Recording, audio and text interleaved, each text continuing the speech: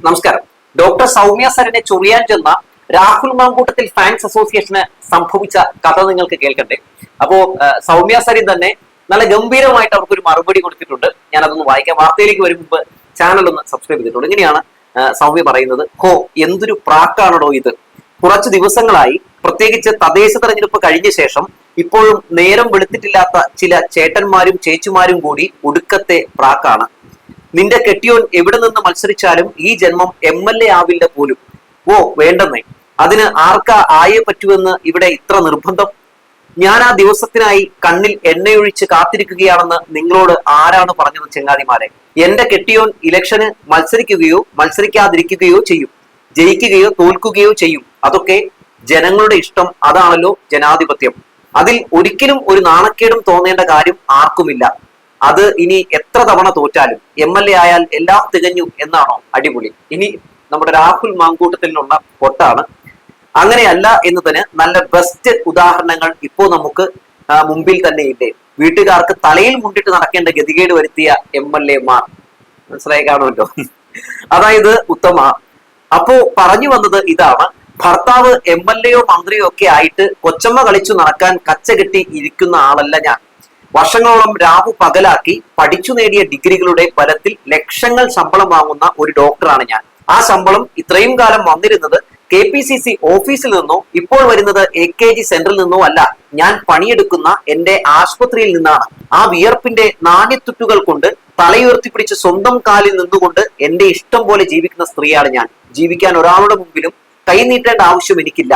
എന്റെ ഭർത്താവ് എന്തു തന്നെ ആയാലും ആയില്ലെങ്കിലും ഞങ്ങളുടെ ജീവിതം ഇതുപോലെ തന്നെ മുന്നോട്ട് പോകും. ഇനി ഇതൊന്നും ഇല്ലെങ്കിലും പാലക്കാട് മണ്ണാർക്കാട് എന്ന സ്ഥലത്ത് കുടുംബസ്വത്തിന്റെ ഓഹരിയായി കിട്ടിയ നല്ല മണ്ണുണ്ട്. അവിടെ നല്ല പാലക്കാടൻ മട്ടയുടെ ഞാറ് അങ്ങോട്ട് നടും.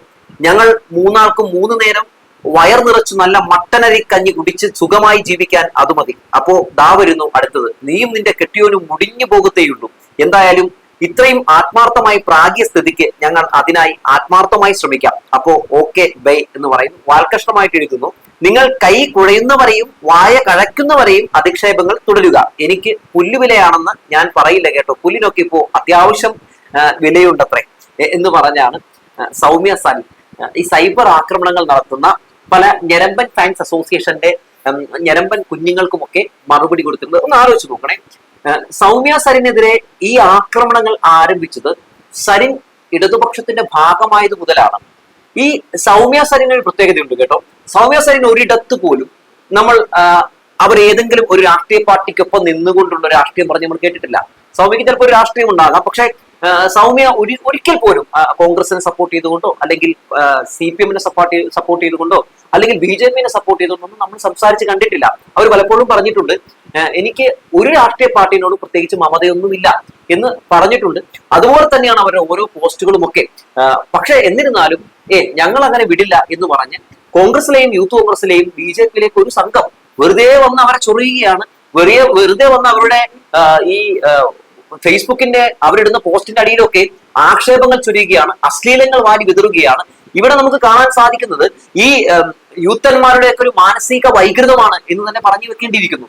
ഒരു ഘട്ടത്തിൽ സൗമ്യ തന്നെ ഈ ഇത്തരം ഞരമ്പന്മാരുടെയൊക്കെ പോസ്റ്റുകളും ആ പോസ്റ്റ് ഇട്ട ആളുകളുടെ പ്രൊഫൈൽസ് അടക്കം പോസ്റ്റ് ചെയ്ത് നമ്മൾ കണ്ടില്ലേ. എന്നിട്ടും ഒരു മാറ്റവുമില്ല ഇത്തരക്കാർക്ക് എന്നുള്ളതാണ് നമ്മൾ മനസ്സിലാക്കേണ്ടത്. ഇത്രയെങ്കിലും നാണവും മാനവും ഒക്കെ ഉണ്ടെങ്കിൽ പിന്നീട് ആ പണിക്ക് പോകില്ല. എന്നാലും വീണ്ടും ഇത്തരത്തിലുള്ള ഓരോ ആക്ഷേപങ്ങളും അധിക്ഷേപങ്ങളും അശ്ലീല ഒരു കമന്റുകളും ഒക്കെ ഇട്ട് വീണ്ടും ഇങ്ങനെ വന്ന് ചൊറിയും. അവസാനം സൗമ്യ സരിൻ നല്ല ഗംഭീരമായിട്ടുള്ള മറുപടി കൊടുക്കും. അല്ലെങ്കിലും മുഖമടിച്ചതുപോലുള്ള അടിച്ച് പൊളിക്കുന്ന മറുപടി കൊടുക്കാൻ സൗമ്യ സരിനെ കഴിഞ്ഞേ ആളുണ്ട്. സൗമ്യ സരിനെ നല്ല ഭംഗിയായിട്ട് തന്നെ ചെയ്യാറുണ്ട്.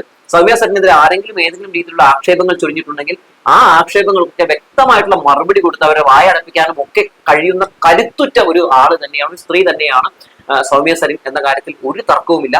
മാത്രവുമല്ല, ഇവിടെ ചില കാര്യങ്ങളൊക്കെ നമ്മൾ മനസ്സിലാക്കേണ്ടതുണ്ട്. ഈ കോൺഗ്രസ്സുകാർ എന്താണ് ഇങ്ങനെയെന്ന് എനിക്ക് മനസ്സിലാവുന്നില്ല.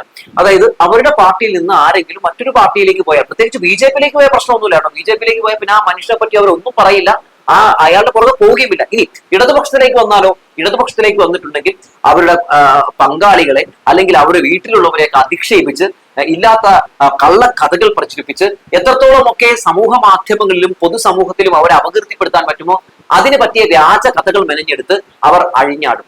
അതെന്താണെന്ന് എനിക്ക് മനസ്സിലാവുന്നില്ല. ഈ ഇടതുപക്ഷത്തിന്റെ ഭാഗമാകുമ്പോൾ മാത്രം എന്താണ് കോൺഗ്രസിനും യൂത്ത് കോൺഗ്രസുകാർക്കും ഒക്കെ ഇത്രയധികം അവരെ ആക്രമിക്കാൻ വേണ്ടി ഒരു വ്യഗ്രത എന്ന് മനസ്സിലാക്കാൻ കഴിയുന്നില്ല. സാധാരണ നമ്മൾ എന്താണ് കണ്ടിട്ടുള്ളത്, BJPക്ക് പൊതുവെ ഇടതുപക്ഷത്തിനോട് വല്ലാത്ത രീതിയിലുള്ള ദേഷ്യമാണ്. കാരണം അവരുടെ ഏറ്റവും വലിയ ശത്രുവാണ് ഈ പറയുന്ന ഇടതുപക്ഷം എന്ന് പറയുന്നത്. കമ്മ്യൂണിസ്റ്റുകാരാണ് ഞങ്ങളുടെ ഏറ്റവും വലിയ ശത്രുക്കൾ എന്ന് തന്നെയാണ് RSSും BJPയും ഒക്കെ പറയുന്നത്.